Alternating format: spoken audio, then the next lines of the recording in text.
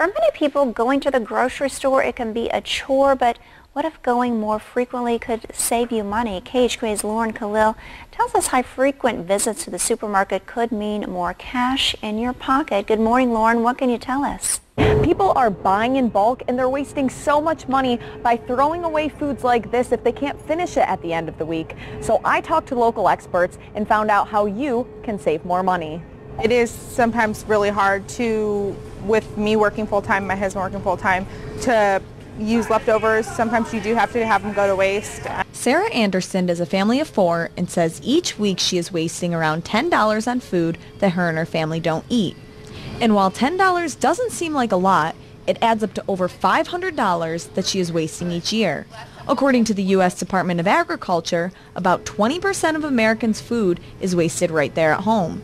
Looking at the big picture, that is over $160 billion down the drain. So why are Americans wasting so much money on fruits and vegetables? I think we have good intentions. We're entering the store because we know we need to eat more fruits and vegetables, and taking them home is step one, but then trying to work them into your meal plan so that they get consumed, eat them as snacks, try not to let them go to waste. And with 2 kids coming shopping with mom, bringing home just what you need is not always easy.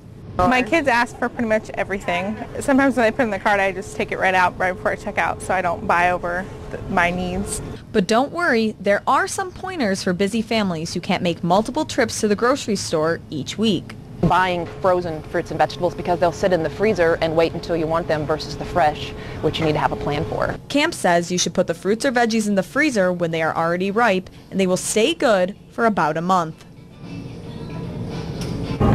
Another trick to making those foods last just a little bit longer is squeeze a bit of lemon juice on them. And if you're like me and love avocados, make sure that you keep the pit in the other half that you're not eating. Raja? What about meats? Is there any way to preserve meats?